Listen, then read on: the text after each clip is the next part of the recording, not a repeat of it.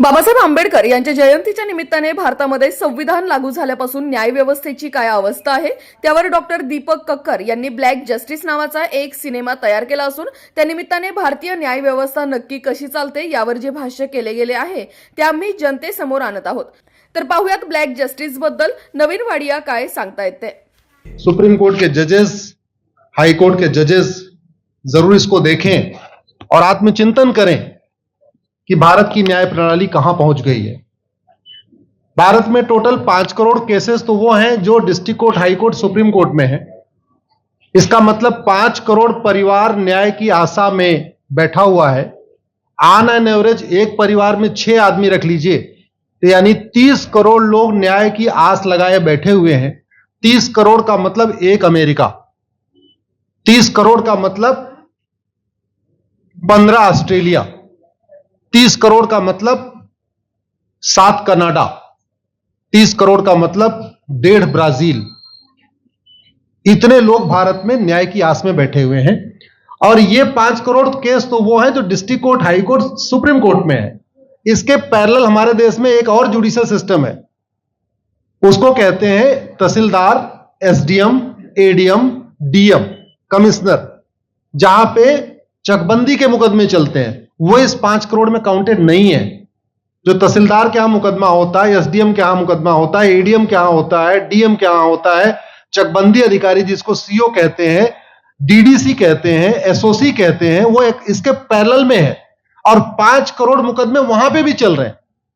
इसका मैं live example देना चाहूंगा भारत की ब्लैक जस्टिस सिस्टम का। 1985 में जौनपुर में एक 10 बीघे जमीन का मुकदमा शुरू हुआ था। अभी वो सबसे नीचे पायदान पे है जिसको कहते हैं चकबंदी अधिकारी।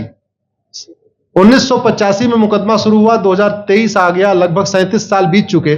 37 साल में यह नहीं तय हो पाया कि असली विल कौन सी है। 2 लोगों ने क्लेम किया, वो कह रहे हैं मुझे विल मिली है, वो कह रहे हैं मुझे विल मिली है।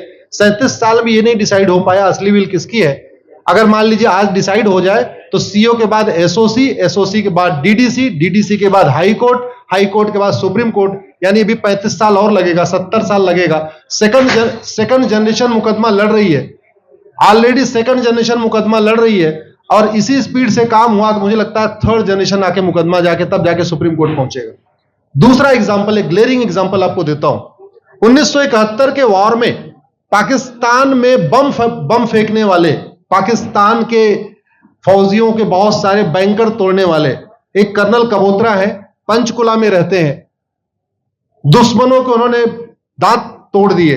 आज 2000 से उनके मकान पे किसी ने कब्जा किया हुआ है।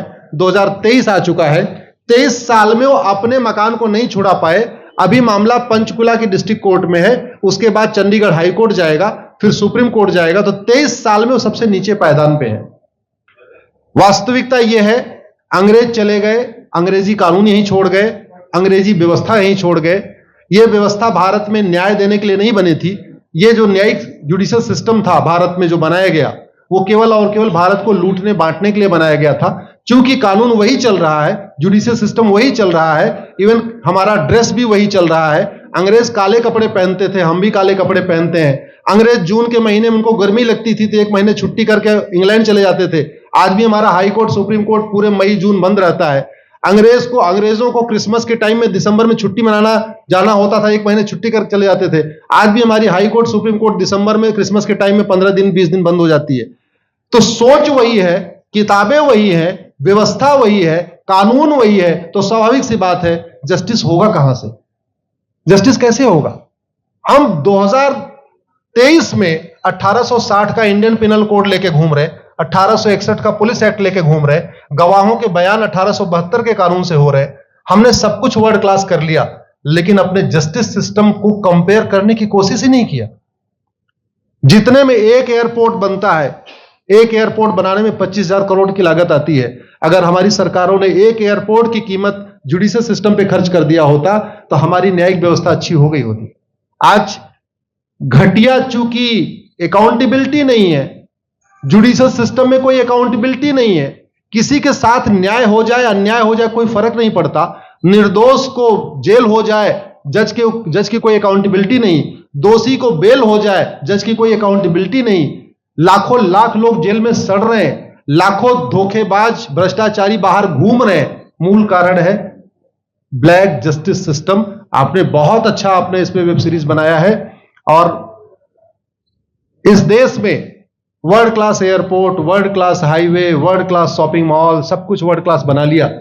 इनफैक्ट अपना मोबाइल का डेटा सुरक्षित रखने के लिए हमारे सांसद, विधायक, जज आईफोन भी यूज करते हैं।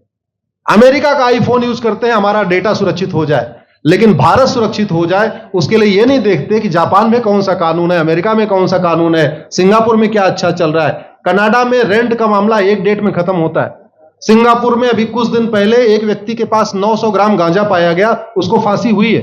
दोबारा वहां ड्रग स्मगलिंग होगी क्या? तो भारत में चाहे वो ड्रग स्मगलिंग है, माफिया राज है, ह्यूमन ट्रैफिकिंग है, इन सब के लिए हमारा जस्टिस सिस्टम जिम्मेदार है। कोई भी अपराध होता है उसमें दो पक्ष होता है, एक पीड़ित, एक अपराध करने वाला। जो पीड़ित होता है वो चाहता है जल्दी उसको न्याय मिल जाए, अपराध करने वाला चाहता है मुकदमा लंबा चले। भारत का न्यायिक सिस्टम अपराध करने वाले के साथ खड़ा है। बलात्कारी चाहता है उसका मुकदमा 30 साल चले, और मुकदमा 30 साल चलता है। भू माफिया चाहता है कि गरीब की जमीन पे कब्जा कर ले, उसका मुकदमा 50 साल चले, और आज की डेट में मुकदमा 50 साल चल रहा है। इसका मतलब वर्तमान न्यायिक सिस्टम बलात्कारी के पक्ष में है, भू माफिया के पक्ष में है, ड्रग स्मगलर के पक्ष में है, ह्यूमन ट्रैफिकर के पक्ष में है, नक्सलियों के पक्ष में है, माओवादियों के पक्ष में है, जो लोग देश विरोधी काम कर रहे हैं उनके पक्ष में है। 40 साल 50 साल के बाद किसी व्यक्ति ने मिलावट करके लोगों का स्वास्थ्य खराब कर दिया, उसको 50 साल के बाद सजा हो रही है। इस बीच उसने कम से कम पता नहीं कितने लोगों का और भी कर दिया। तो ये जो जस्टिस सिस्टम होता है दवा की तरीके काम करता है। जैसे दवा अच्छी होती है बीमारी तुरंत ठीक हो जाती है, अगर दवा घटिया होती है तो बीमारी बढ़ जाती है। दवा खाने के बाद शरीर एज इट इज नहीं रहता, या तो बीमारी ठीक होती है या तो बीमारी बढ़ती है। अगर कोई आदमी एक गांव में किसी के साथ कुछ गलत कर दे, उसको 6 महीने के अंदर सजा हो जाए, साल भर के अंदर हो जाए, दूसरा अपराध वहां नहीं होगा। लेकिन अगर उस व्यक्ति को पनिशमेंट नहीं मिला तो स्वाभाविक सी बात है उसने उसको और मोटिवेट कर दिया। कहते नहीं ऐसे बुखार है, तुरंत 2 गोली खाइए बुखार ठीक हो गया। लेकिन अगर आपने दवा नहीं खाई या गलत दवा खा लिया तो टाइफाइड होगा या निमोनिया होगा। दुर्भाग्यवश ये हमारा जस्टिस सिस्टम यही कर रहा है।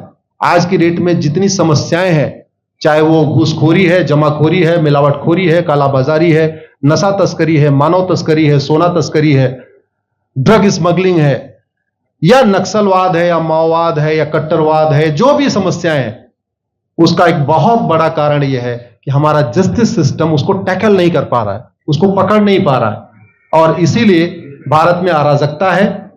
मैं तो इतने जानता हूं, ऐसी कोई बीमारी नहीं जिसकी कोई दवाई नहीं, ऐसी कोई समस्या नहीं जिसका कोई समाधान नहीं।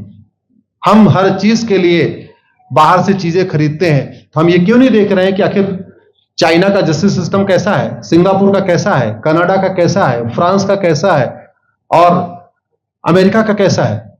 हम क्यों नहीं बेस्ट प्रैक्टिसेस उनकी अडॉप्ट कर लेते। दुनिया के कई देशों ने नार्को पॉलीग्राफ ब्रेन मैपिंग कानून बना दिया।